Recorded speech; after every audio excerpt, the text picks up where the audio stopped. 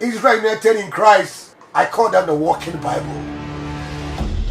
The problem when people think they have a thought process. God don't care what you think. He says, do my will.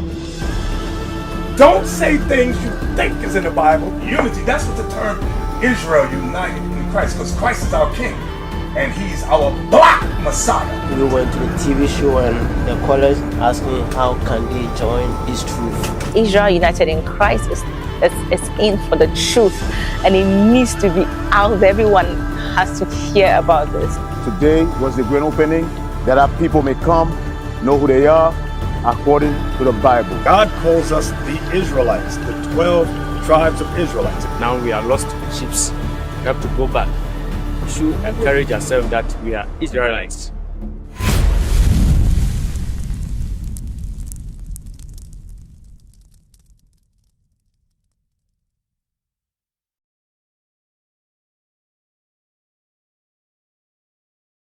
Shalom Israel, Musa in Christ. Bless Officer Daniel here, Bristol, Cardiff. So today we're interviewing Sister Shayana. Sister Shayana. She's a little bit shy, so just bear with us. Right, so Sister Shayana, let me ask you, my sister, do you celebrate Christmas? Yes. So you celebrate Christmas. Okay, so what can you tell us about Christmas? Well, Christmas is about Jesus. On Christmas Day, I go to the church, or in this term, on Christmas Eve, I'll go to church, and yeah. So you go to church, so it's in remembrance of Christ, you're saying? Okay, my sister. So is there anything else that you do on Christmas, or it's solely about Jesus Christ? It's not always, but like obviously people get presents, but in our church right now we're doing shoe boxes, so we're giving them to the homeless. Okay, so you give to the poor at this time of the year? Receiving. It's not what? It's not about receiving, it's about giving as well. It's about giving as well as receiving, yeah? Okay, so that's something good that, I can see in that. And obviously, when we understand what Christmas is about, my question is, do you understand what the origins of Christmas is?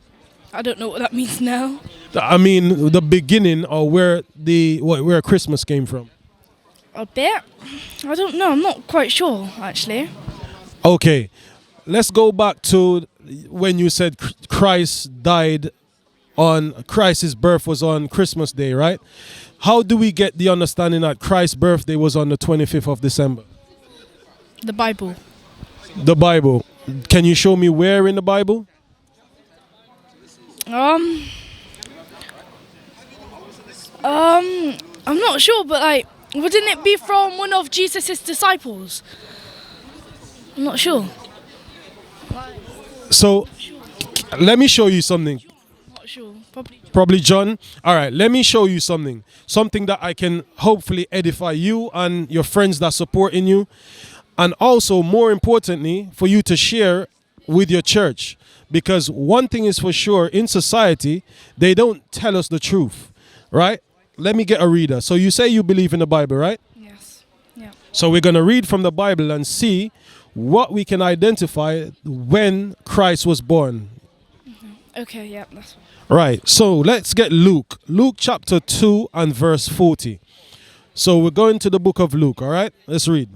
The book of Luke chapter 2 and verse 40. Mm-hmm. And the child grew and waxed strong in spirit, filled with wisdom, and the grace of God was upon him. So this Christ that grew is talking about Jesus Christ. You following? Read. Now his parents went to Jerusalem every year at the feast of the Passover. So the feast of what? The Passover. So this was a feast that was accustomed to Christ and his family and his people. Read. And when he was 12 years old. When he was what? 12 years old. So Christ was 12 years old around the Passover. Read. They went up to Jerusalem after the custom of the feast. So it was a custom to go up, and they went up when Christ was around 12 years old. So what we're trying to narrow down is, when was the birth of Christ, right? So jump up to verse 1. Verse 1. Mm-hmm. And it came to pass in those days that there went out a decree from Caesar Augustus that all the world should be taxed. So all the world should be taxed at this time. Do you know the beginning of the tax year? No. Okay, jump to verse 5. Verse 5. To be taxed with Mary, his espoused wife. So this is Joseph is about to be taxed with his wife and the people of Jerusalem. Read. Being great with child. So Mary was pregnant at this time, right? Read. And so it was that while they were there, the days were accomplished that she should be delivered. And she brought forth her firstborn son and wrapped him in swaddling clothes and laid him in a manger because there was no room for them in the inn. So Christ was born in a manger because there was no room. So the manger was outside, right? So if Christ was born in the dead of winter, would that be feasible or would that be convenient for a newborn baby to be outside in the cold? Well, they shouldn't be in the cold. But what we're showing you is that it couldn't have been possible because, again, Passover that we just read was in the time of spring. Oh, right. Right, so read verse 7 again. Verse 7. And she brought forth her firstborn son and wrapped him in swaddling clothes and laid him in a manger because there was no room for them in the inn. There was no room for them in the inn, so Christ had to be born outside in a manger. Read verse 8. Verse 8. And there were in the same country shepherds abiding in the field. Abiding where? In the field. So shepherds had their animals out in the field at this time. Read. Keeping watch over their flock by night. So why did the shepherd in the middle of winter, why would they have their animals in the field? So they can live. So because animals are normally outside though, aren't they? But not in the dead of winter. I'm stuck. You will be confused because it wouldn't make sense for animals to be outside in the dead of winter because at that time animals should be inside out the cold. This shows that for them to be in the field, it would have had to be the time of spring. Now we're going to read a scripture to show when the Passover is or when Christ was born and make it more clearer. Let's get Exodus chapter 12. Exodus chapter 12. Watch this, my sister. The book of Exodus chapter 12 and verse 1. And the Lord spake unto Moses and Aaron in the land of Egypt, saying, This month shall be unto you the beginning of months. So my sister, the beginning of months, it says this month shall be for you. Jump to verse 27. Verse 27.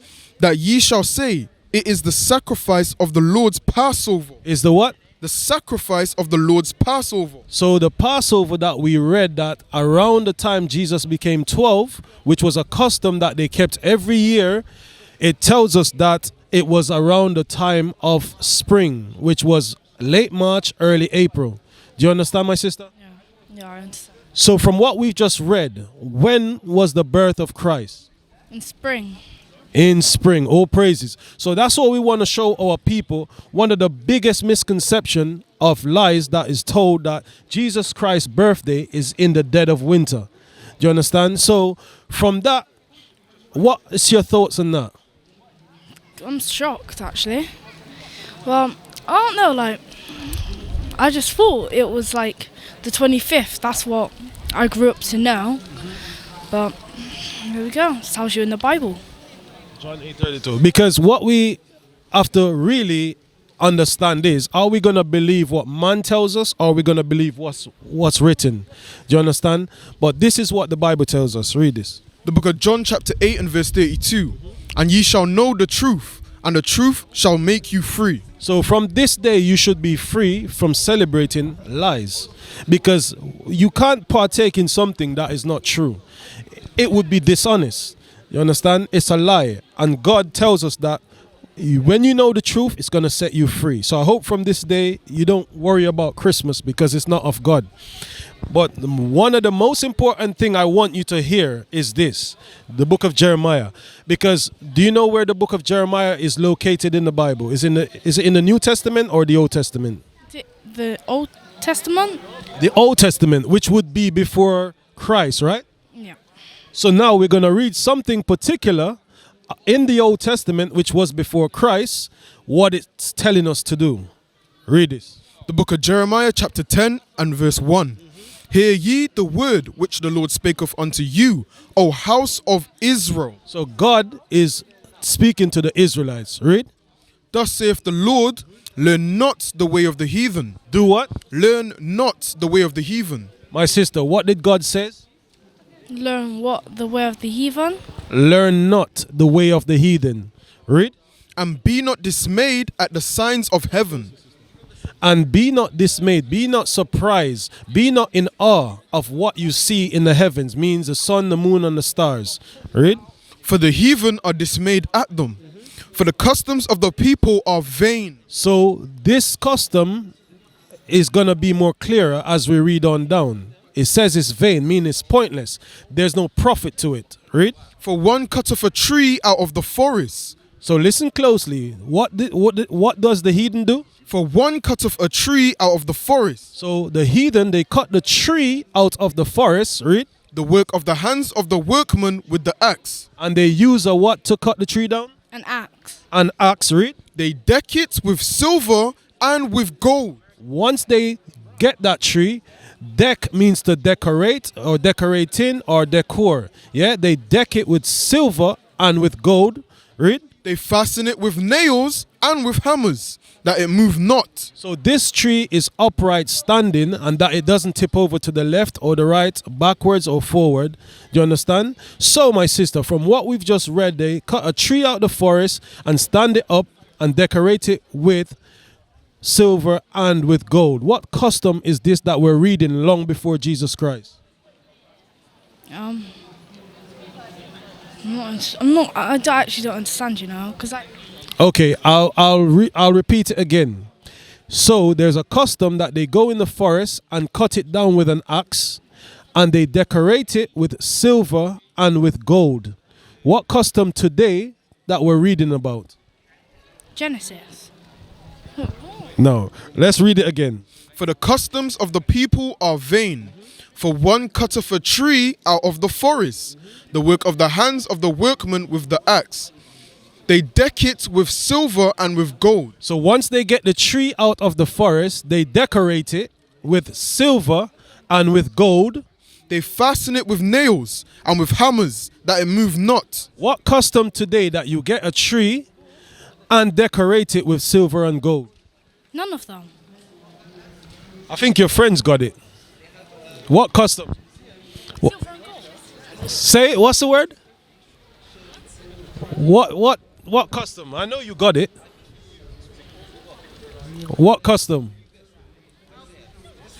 Huh? So what season are we in now? What are you gonna be celebrating on Monday? So what's in your houses now? So what do you do with the Christmas tree? With what? Tinsel, those round things. Read that again.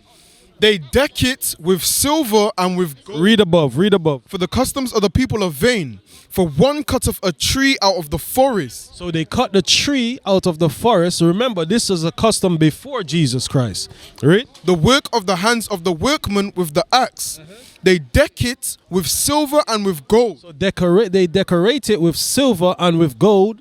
They fasten it with nails and with hammers, that it move not. So they're creating a stand for it not to tip over. Read. They are upright as the palm tree. And they're upright, they're tall as the palm tree. Read. But speak not. Because they believe that there is Nimrod reincarnated in that tree. So that's why they took the tree, bring it into their houses, and today we call it Christmas. Do you understand? So do you think that this is a custom we should be celebrating today? I'm not sure, because I think, to be honest, like Christmas is where you get with your family and celebrate, but it depends, so I'm not sure. Okay, so you believe that you still should be able to use it, but still have the mindset of Christ in it? Basically, well, yeah. Okay. And you think Christ would be okay with that? I'm not sure, because Listen to what God says. Listen to this. The book of 1 Corinthians chapter 10 and verse 21. You cannot drink the cup of the Lord and the cup of devils. Because celebrating Christmas is idolatry. As having another God. Because that custom was to another God. Do you understand? Read. You cannot be partakers of the Lord's table and of the table of devils. So you can't be partakers of what God give us to keep and what the devil is giving you to keep. Do you understand? Read. Do we provoke the Lord to jealousy? So from this day forward, do you want to provoke God to put you to death? No. Because that's what's going to happen. Do you understand? Because he specifically told you back in Jeremiah, this is a custom that the heathen do that you shouldn't do. And if you do it, he said he's not going to be happy with that, my sister. Do you understand? Read. Are we stronger than he? Because we're not stronger than God, are we? So we have to be fearful knowing that these customs should not be celebrated. Job chapter 14 and verse 4. What I'm showing you is what's written in the Bible. Do you understand? And I can see that your spirit has been plucked by what's coming out, because I can see the fear that you have, because you have a fear of God, which is a good thing. Because if you don't have any fear of God, that's a dangerous place to be. Do you understand? Imagine knowing a judgment for your action is going to be death, but yet you're going to continue in that same action. That's crazy. So I can see you're not crazy, but this is what God says. 14:4. The book of 14 verse 4. Job chapter 14 verse 4. Listen to this, my sister. The book of Job chapter 14 and verse 4. Who can bring a clean thing out of an unclean? Not one. So not one can bring a clean thing from something unclean. Christmas is an unclean thing, and you cannot make it clean. Do you understand? If you go to the shop and order a meal and someone's hand is in that sandwich, for example, and the waiter come over and you said, no, there's a hand in my food, I don't want it. What if they took the top of the burger off and take the hand off and put the top of the burger on? Would you still eat it? No. Why? Because it still has germs on it. Right. It's the same with Christmas. It still has germs in it. It's unclean. It's an abomination. Do you understand? So when we're saying, oh, I know it's family moment. No. But do you know what God gave us this time of the year? Do you know what custom God has given us that Christ celebrated when he walked the earth? Let me help you. John, read that. The book of John chapter 10 and verse 22. And it was at Jerusalem. Where? Jerusalem, the feast of the dedication. The feast of the what, my sister? Dedication. Feast of the dedication. What's been dedicated, read? And it was winter. And it was when? Winter. What are we in? Winter. So we just celebrated the feast of dedication past ago, and we had a feast. That's why it's called the feast of dedication. So Christ celebrated the feast of dedication, which is what we're supposed to be celebrating. There is many more feasts that's inside of this book. When you read Leviticus chapter 23, it gives you a number of different feasts. This is what we have to learn, but they don't teach this in church. So why we're here is to show you the lies that you're in and the lies that you must come out of, so that now you can be a better server of God than server of devil. Do you understand? So I appreciate your time, my sister, and take care. What is a nation? Nation is family. Nation is community. Nation is men leading by example. Nation is women's support. Nation is children with role models. Nation is unity. Nation is you.